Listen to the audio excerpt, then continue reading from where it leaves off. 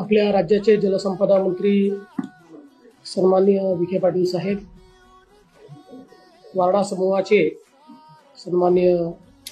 मोरे सावकार, आपले अपर मुख्य सचिव जलसंपदा, सर्वच वरिष्ठ अधिकारी, वारणा समूहाचे सर्व पदाधिकारी, आज अतिशय आनंदाची गोष्ट आहे की देशामध्ये पहिल्यांदा सहकारी क्षेत्रात काम करणाऱ्या एखाद्या संस्थेनं या ठिकाणी PSP project, pump storage project करायचा निर्णय घेतला आणि त्याचा सगळा प्राथमिक अहवाल तयार करून आज राज्यासोबत एक करार देखील या ठिकाणी करण्यात आलेला आहे। जवळपास 1000 कोटी रुपयाची इन्व्हेस्टमेंट आणि 240 मेगावॅट वीज निर्मितीचा हा प्रकल्प आहे। आणि मला असं वाटतं की खरोखर ही अतिशय चांगली गोष्ट आहे की आपण अपारंपरिक ऊर्जा स्रोतांमध्ये भर घालण्याचं काम या प्रकल्पाच्या माध्यमातून करणार आहोत। खरं तर याची सगळी संकल्पना विनय कोरेजींनी अतिशय चांगल्या पद्धतीने सांगितलेली आहे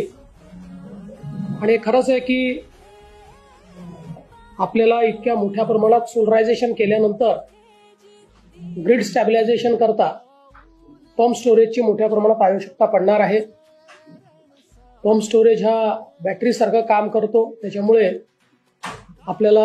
ऑन आणि ऑफ करता येतो, त्यामुळे त्याची वीज आवश्यकतेमुळे आपल्याला वापरता येते आणि म्हणूनच याचं एक फार मोठं महत्त्व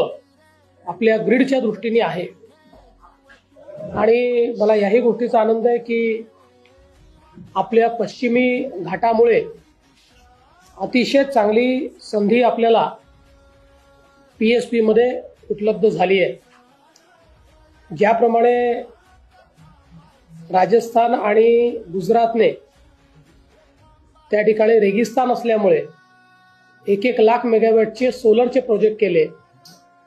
तेवढी जागा आपल्याकडे उपलब्ध नाही, पण पंप स्टोरेज हे आपलं त्याला उत्तर आहे आणि 65,000 मेगावॅटचे आपण पंप स्टोरेजेसचे MOU केले आहेत आणि आपला प्रयत्न आहे की 1 लाख मेगावॅट पर्यंत आपले जातील, कारण अजून आपले 2-3 तर मोठ्या प्रकल्पांचे चर्चा सुरू आहे,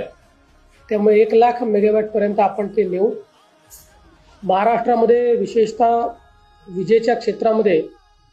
आपण मोठ्या प्रमाणात गेल्या 2-3 वर्षात काम करायचा प्रयत्न केला। त्यातनं RDSS सारखी स्कीम असेल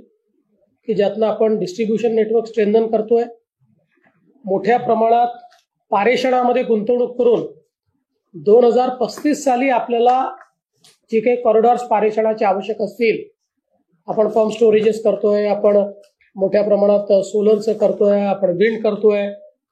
या दृष्टीने पारेषणाचे मोठे कॉरिडॉर्स आपल्याला उपलब्ध करावे लागतील। त्याही दृष्टीने जवळपास 1 लाख कोटी रुपयाची गुंतवणूक ही आपण पारेषणामध्ये देखील त्या ठिकाणी करतो आहोत, ज्यातनं आपण फ्युचर रेडी असणार आहे आणि यात सगळ्यात महत्त्वाचा रोल आपले पंप स्टोरेज करणार आहेत। मी विनयजींचं मनापासून आभार मानेन की त्यांनी एक चॅलेंज घेतलाय की सगळ्यात पहिल्यांदा हा होईल। विनयजी, त्याच्याकरता थोडं धावावं लागेल, कारण आमचे 2 प्रकल्प फायनल स्टेजला गेले आहेत, पण तरी देखील मला विश्वास आहे, कारण ज्या प्रकारे वारणा समूहाने सहकाराच्या क्षेत्रामध्ये मोठं परिवर्तन केलं, दूध असेल, दुग्धजन्य पदार्थ असतील, साखर असेल, साखरेचे उपपदार्थ असतील, अशा सगळ्या क्षेत्रांमध्ये अतिशय अग्रणी संस्था म्हणून वारणाकडे पाहिलं जातं आणि एक ज्याला आपण लिगसी म्हणतो, अशी एक मोठी लिगसी या ठिकाणी तात्यासाहेब कोरेंच्या माध्यमातून सुरू झाली आणि आज तुम्ही आणि तुमची सगळी टीम ही अत्यंत चांगल्या प्रकारे ती लिगसी केवळ पुढे नेण्याचं नाही तर ती वृद्धिंगत करण्याचं काम करताय। त्यामुळे निश्चितपणे देशातला हा देखील एक पहिला अभिमानाचा तुरा हा वारण्याच्याच माथी राहील, हा विश्वास मी व्यक्त करतो आणि निश्चितपणे त्याकरता विखे साहेबांच्या नेतृत्वात आमचा जलसंपदा विभाग हा तुम्हाला पाहिजे त्या प्रकारची मदत करेल आणि धरण वरचं असो की खालचं असो काही अडचण नाही आहे। पाण्याचा स्रोत एकच आहे हे लक्षात ठेवा। त्यामुळे दोन्ही धरणातनं तुम्हाला उत्तम अशा प्रकारचं त्या ठिकाणी साथ आणि समर्थन मिळेल हा विश्वास मी देतो. पुन्हा एकदा वारणा समूहाचं अतिशय मनापासून मी या ठिकाणी अभिनंदन करतो, त्यांना शुभेच्छा देतो आणि माझं बोलणं संपवतो.